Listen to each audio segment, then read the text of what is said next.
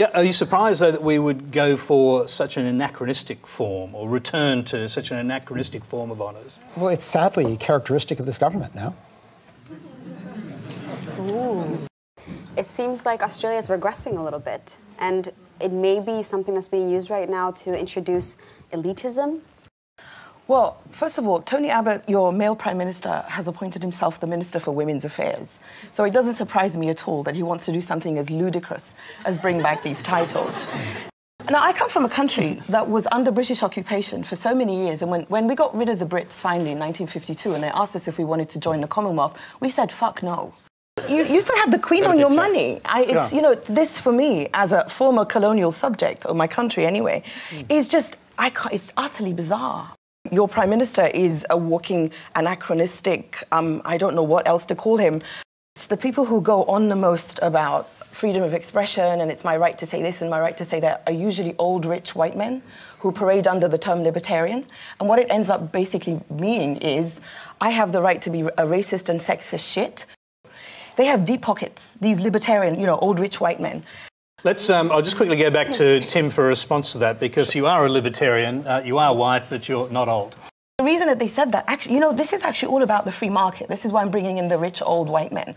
I don't have $6,000 to go and spend on an ad. I don't have rich old white men who are racist who are going to provide the money for this. So who has freedom of expression here? The rich people do.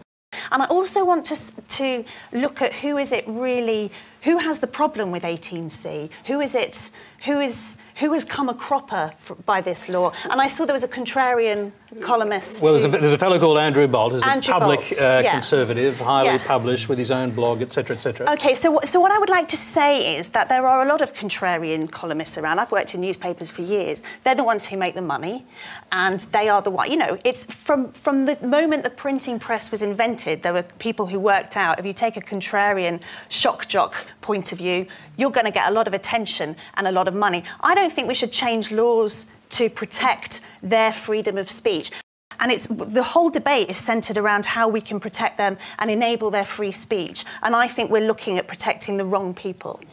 Well, first, let me begin with the Attorney General's comment, because this is not a law professor. This is a public official who, as I agree with Mona, he should be setting social norms. So in those two respects, I completely disagree with where the government is going. So why an amendment to protect Andrew Bolt? The truth is, the thing that really caused him to come a cropper with a series of factual errors in his articles. He would have had a defence were it not for all those errors. But Julie Bishop is so concerned with placating the government that she basically, did its bidding for it. She became its PR agent. Now, I understand where this is coming from. She wants to stop the boats. I mean, let's look at what Julie Bishop did. When she visited, she said, I'm going to tour the North. I'm going to see for myself. She went there for one day. She looked around and said, nobody's telling me, nobody's giving me any names. Of course you're not giving any names, You turn in the names and these people get tortured and disappeared, No. But Australia is looking ridiculous to the world.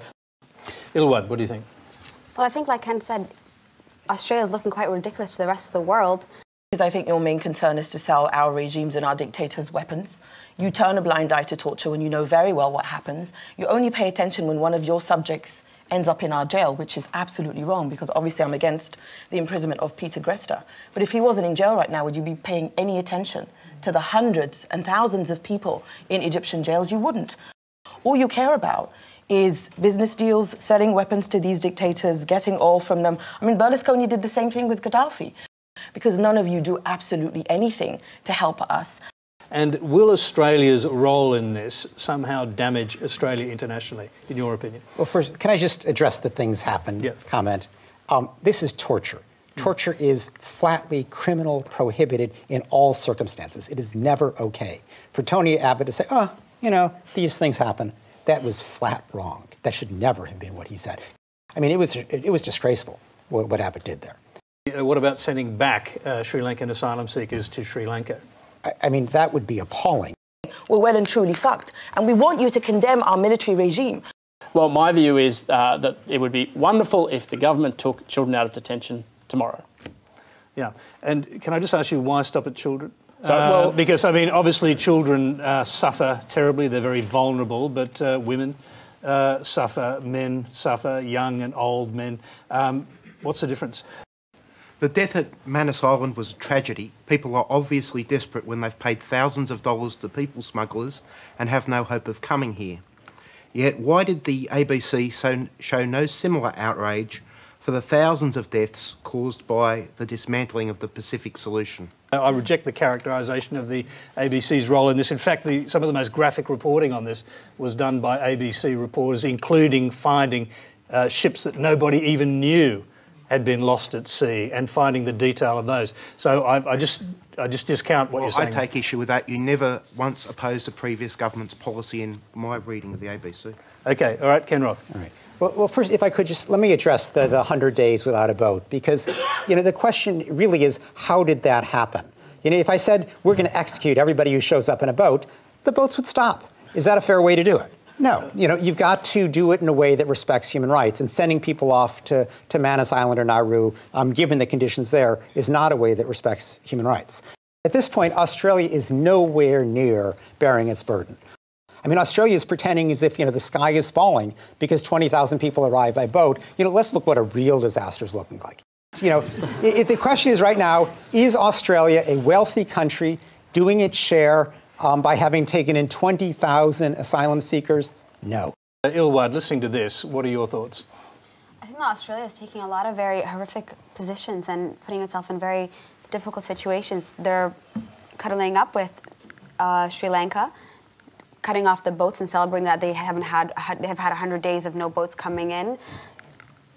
Talking about how Australians should be bigots. I mean, this whole environment, some of the topics that we discussed here today, it's just showing a whole new Australia that I never really thought about before. And I think a lot of people are going to be shocked by this new position and this movement. It seems that it's a very exclusive environment and that it's not taking on its weight. And many people look to Australia as a very privileged, developed nation that can carry more weight. And it's a very... I agree. It's sounding pretty toxic. Yeah. OK, Lucy, you said you thought it was sounding like the atmosphere was toxic. What do you mean by that? Just as Ilwad said, some of the positions that the Australian government is taking on behalf of the nation, they sound pretty toxic to outsiders. But I just wanted to talk about this challenge, as we might call it, is that it's going to get worse. If you saw the Intergovernmental Panel on Climate Change issuing today, the 300 scientists who've come to the consensus on what's happening with climate change, it is not good news. And one of the things that it will mean is that more and more people will have to migrate. So we are looking at increasingly large numbers of people who need somewhere else to be, need somewhere else to live for environmental reasons. And that's something that we need to not be in this state, because we need to be planning for the future when it's only going to get worse. I think sometimes it helps in these discussions to get really down to the bare bones and just say it as it is. And that is, people are scared of brown and black people coming into your country.